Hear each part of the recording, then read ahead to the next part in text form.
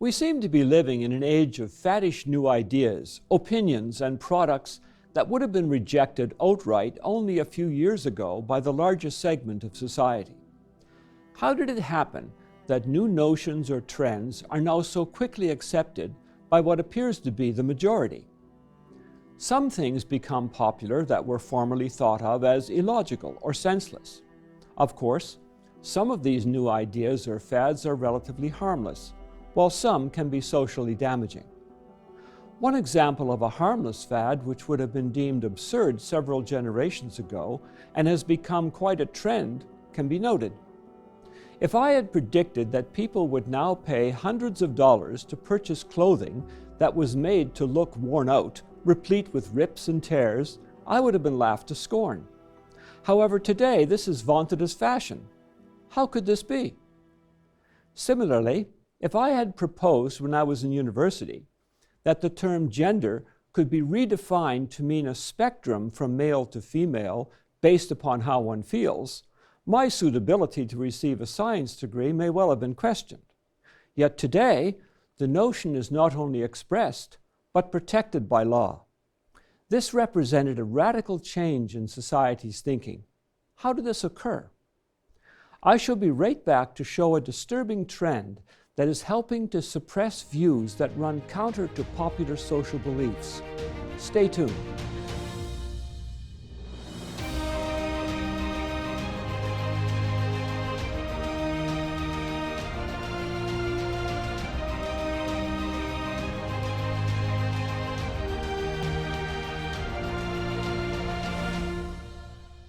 We have examples where blatantly incorrect statements are made even though scientifically measured data points in the opposite direction.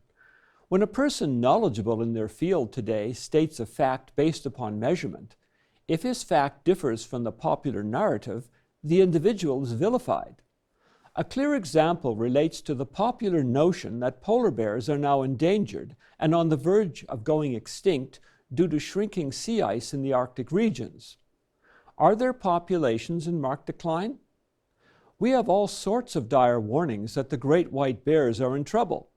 But what do actual field researchers say? A 2021 report about a research paper by longtime professor and biologist Dr. Susan Crawford, an expert in polar bear habitat who has researched their populations and changing environmental conditions, showed that their populations have risen over 30% between 2005 and 2017, despite a 50% decrease in sea ice. This indicates summer sea ice levels are not as critical to polar bear survival as USGS biologists assumed. Despite 2020 having had the second lowest September ice extent since 1979, after 2012, there were no reports from anywhere around the Arctic that would suggest polar bears were suffering as a result. No starving bears, no drowning bears, no marked increases in bear conflicts with humans. Indeed, contrary to expectations, several studies have shown that polar bears in many regions have been doing better with less summer ice, either because multi-year ice has been replaced with more productive seasonal ice, or because the increased primary productivity that has come with longer open water seasons has been a net benefit. But Dr. Crockford is not alone. Inuit hunters have been expressing their frustration as the federal government, heavily influenced by political interests, refuses to accept the reality that the polar bear population is high. The Inuit elders and hunters have expressed concerns about rising bear populations. Inuit hunters and elders are adamant that polar bear populations are rising significantly and are thriving. In addition, the Inuit are reporting that the bears are in remarkably good health, a prime indicator of which is the number of cubs born to a female in a given year. In a recent CBC article, author Jane George quotes Emma Kukatuk of the Kitikmeot Regional Wildlife Board.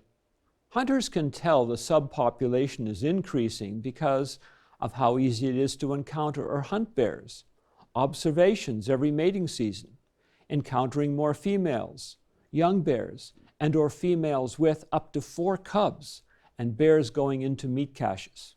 Obviously, there is a disconnect between the reality on the ground and the public narrative saying that human activity is causing climate change that threatens polar bears.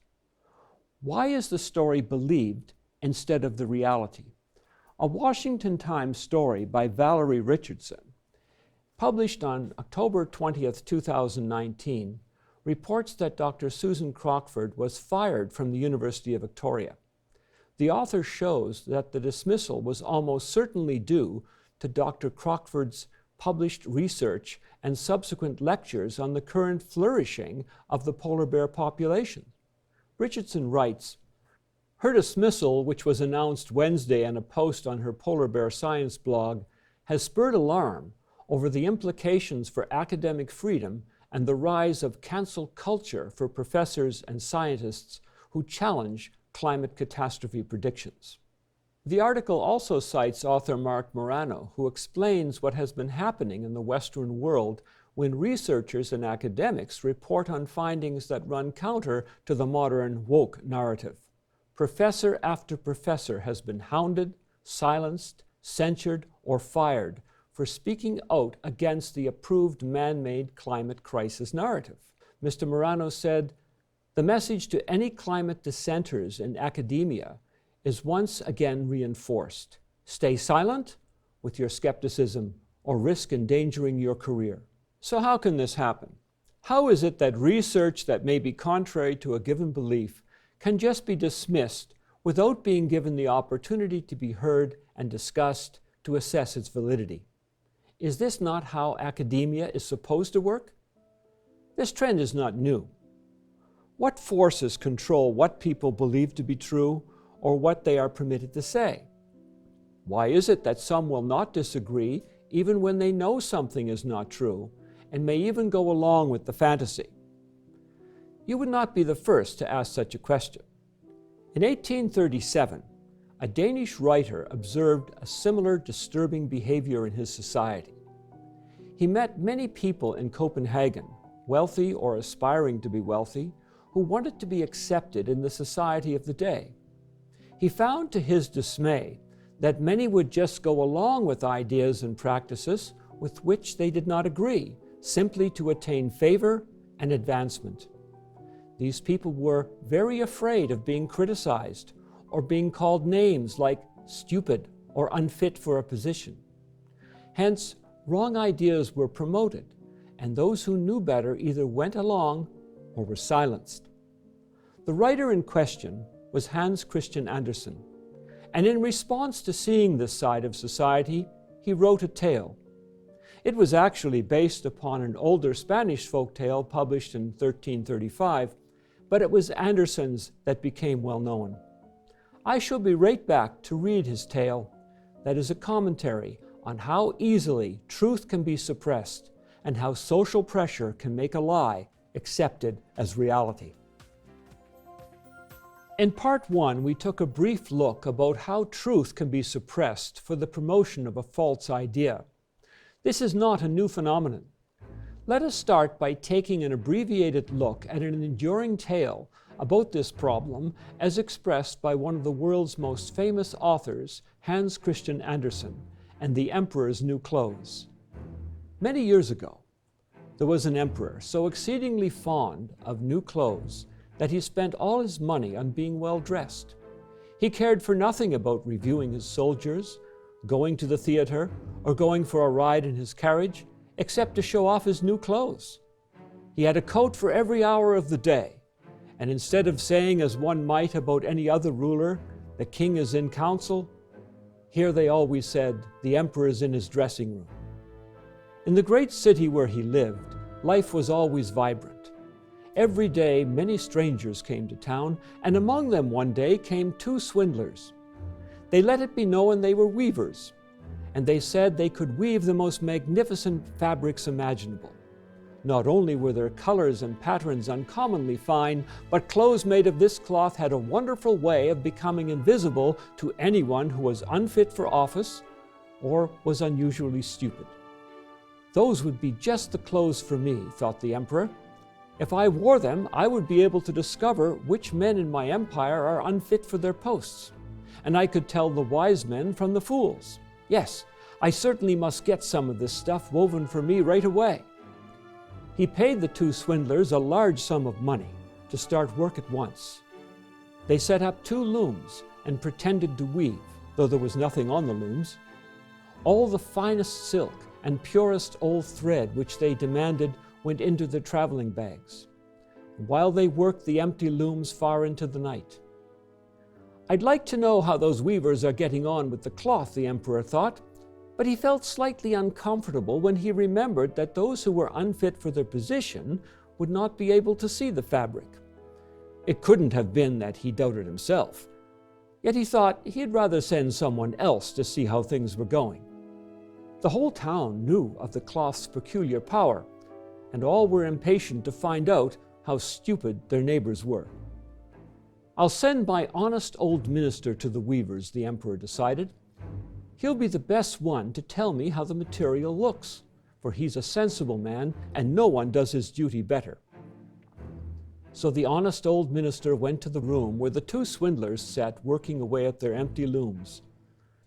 "Heaven help me," he thought as his eyes flew wide open.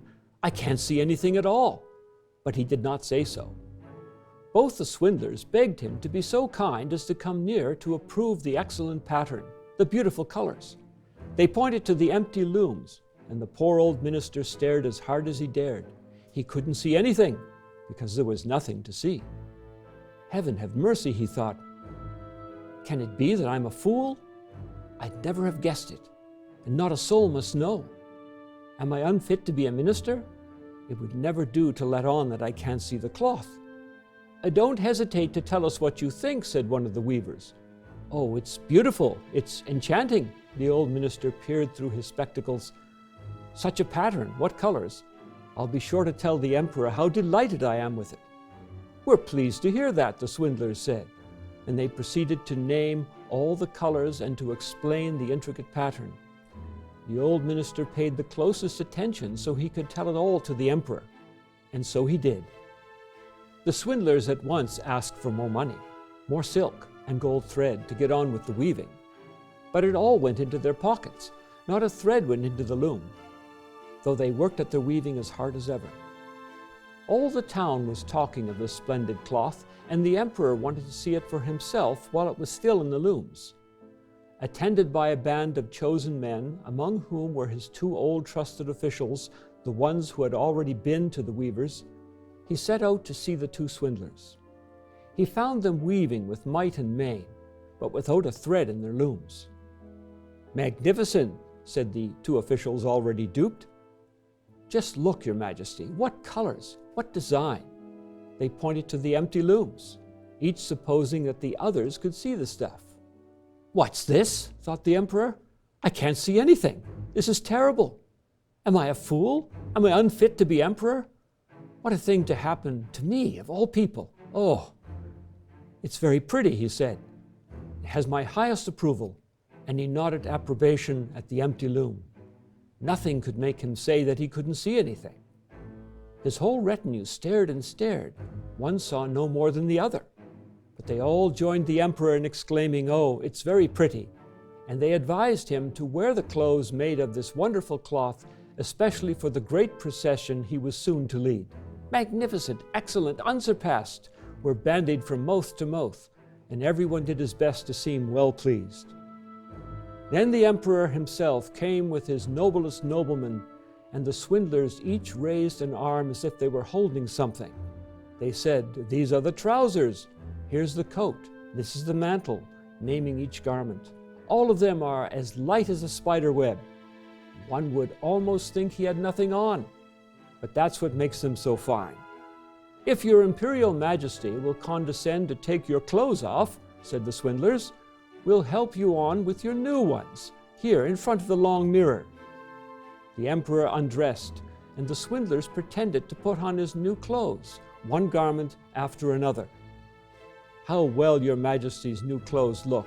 Aren't they becoming?" he heard on all sides. "That pattern so perfect, those colors so suitable. It is a magnificent outfit." The Minister of Public Processions announced, "Your Majesty's canopy is waiting outside." So off went the Emperor in his procession under his splendid canopy. Everyone in the streets and the windows said, "Oh, how fine are the Emperor's new clothes! Don't they fit him to perfection? And see his long train." Nobody would confess that he couldn't see anything, for that would prove him either unfit for his position or a fool. No costume the Emperor had worn before was ever such a complete success. "But he hasn't got anything on," a little child said. "Did you ever hear such innocent prattle?" said its father.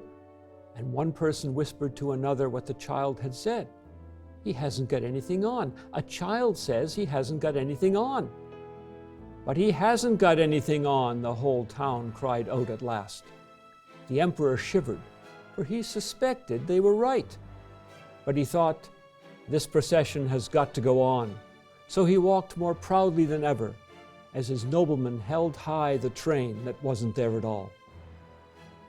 It is a sad commentary, but the truth is that many ideas and beliefs in our world seem to become popular for reasons not dissimilar than in the tale of the unfortunate emperor.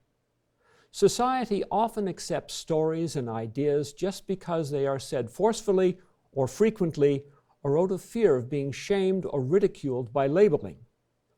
Polite dissenting views are not tolerated, even if backed up by strong and credible information. When people retract their true views under this sort of pressure, freedom of expression is surrendered. A person who may not accept a particular movement or initiative based upon their understanding of historical data may be called denier, stupid, or some other name, but seldom do the name-callers address the concerns raised. Thus, many fear to take a stand which may be unpopular. They just go along with the crowd, fearing to be thought of as different. To a large extent, one of the issues is simply that many people do not have a strong moral anchor. Their life is not framed by a set of beliefs which clearly identifies right and wrong, that is, moral absolutes. Hence, people are less likely to take a strong stand for what was formerly thought of as right. All too often, ideas which contradict truth are forced on a society that fears being considered different, stupid, or unfit. One truth that is being suppressed in our age is the certainty that we are the product of a brilliant creation by a powerful being with incredible intellect and ability. Some would like to make you think that it's silly to hold on to such a belief, but the facts of science and basic logic show the reality of a creator. Our special offer today will help you reinforce this truth and reveal the nakedness of the contrary popular belief of our age. Clearly, truth is right. But what is truth? In the case of the polar bears, they are currently thriving. But that truth is not the popular narrative. Nonetheless, what is in this case unpopular is in fact reality. One idea that has in the past few decades become very unpopular is the long-held belief that the Earth and all life forms on it have come about as the result of a willful and deliberate creation by an all-powerful supernatural being we call God. Those who hold this conviction can become marginalized, deemed anti-intellectual, stupid, or unfit for leadership. Left-wing political parties in Canada have been known to research the background of people to see if they hold religious views or positions or affiliation with a religious organization. They then publish this information, believing that the populace will then consider that individual unfit for political or administrative office. Well then, is belief in a God who is a creator a measure of incompetence or stupidity? Or does it make one unfit for office? It is worthy of note that much of the modern world's science and technology, space exploration, and modern engineering is based on the groundbreaking work of Sir Isaac Newton, 1642 to 1727. Newton created mathematical formulations that enabled today's engineers to work with matters of force, gravity, and to quickly make calculations about situations where there's a constant change of rate. This revolutionized engineering. He invented the reflector telescope, of which the current Hubble and James Webb space telescopes are modern versions. He also defined much of the base of modern optical science. Newton, however, was not only a firm believer in the God of creation, but he felt the science and mathematics he worked with were proof of that Creator's existence. Over 300 years ago, in Newton's day, some who thought themselves as intellectual were flaunting the idea that God was just a myth, that books like the Bible were based on the imaginings of men. Newton was challenged by them. This giant of the sciences knew the Bible very well, and in fact wrote more about the Bible than he ever wrote about the sciences. To answer those who challenged the notion of a creator, he wrote a short piece called A Short Scheme of the True Religion. In it, he used several very basic points to demonstrate that the creation is absolute proof of God. Atheism is so senseless and odious to mankind that it never had many professors. Can it be by accident that all birds, beasts, and men have their right side and left side alike shaped?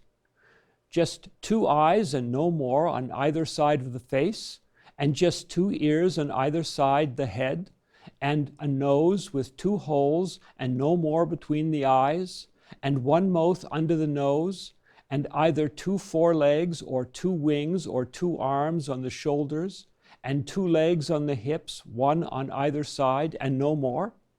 Whence arises this uniformity and all their outward shapes, but from the counsel and contrivance of an author?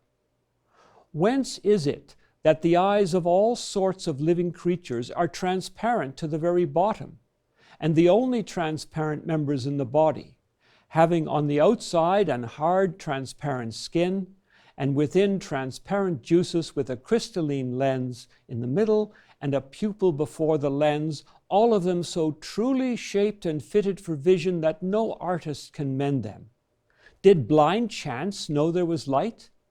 These and such like considerations always have and ever will prevail with mankind to believe that there is a being who made all things and has all things in his power and is therefore to be feared. Here is the greatest scientist who ever lived. People still rush to praise his science, but they conveniently ignore the power of his logic when it comes to our origins. Newton was not afraid to say the emperor was not wearing anything. He had the courage to stand for obvious truth. Similarly, Dr. Susan Crockford was not fooled by the emperor's imaginary wardrobe and courageously showed the result of valid research. Where is your line in the sand? Will you take a stand for what is right and respectfully stand up for what is truth, even if that stand comes at a cost? Will you take time to learn the truths revealed in the Bible and not bend from them even if society wants you to turn your back on them? Or will we choose to cower before those who threaten to call us names and give in to ideas and philosophies that we know are fundamentally wrong? There is an ancient warning about the time in which we live, when lies would become pervasive and overwhelming. Justice is turned back, and righteousness stands afar off. For truth is fallen in the street, and equity cannot enter. So truth fails, and he who departs from evil makes himself a prey. The reality that we are a function of design is so clearly obvious in the world around us, whether in the structure and predictable behavior of atoms, the complex and interdependent chemical cycles that keep ourselves alive, or the design beauty of much that lives on Earth. These are all evidence of a designer to any honest and thinking individual. What may be known of God is manifest in them, for God has shown it to them. For since the creation of the world, his invisible attributes are clearly seen, being understood by the things that are made, even his eternal power and Godhead, so that they are without excuse. The emperor in Andersen's tale openly allowed himself to be deluded for the sake of not being considered stupid or unfit. Yet he ended up being thought of as he had feared. Fear of public rejection has unfortunately led many a person to go along with and sometimes advocate for what they suspect or even know to be untrue. Fear of rejection, or being called names, or being socially shamed is a powerful agent in the process of deception. It leads to a denial of reality. Alas, the denial of the reality of the existence of a Creator is all too common in this world. People choose to live and affirm fantasies, and are thus outside the protection and support provided by the laws and guidelines given by the being who created us. The reality of God is as clear as the fact that the sun rises every day. Are you prepared to become an example of the courage to act on reason? Again, our free offer this week, Cosmic Coincidence or Creation, contains 3 programs which clearly demonstrate the truth that life on this earth is a function of a deliberate act of creation by a God who wanted to make beings just like you for a grand purpose. We also will provide for those who wish a free link to an online version of the same resource. Join us next week when Gerald Weston, Michael Haycoop, and I bring an explanation of the events we see around us today and the great future that lies ahead in tomorrow's world.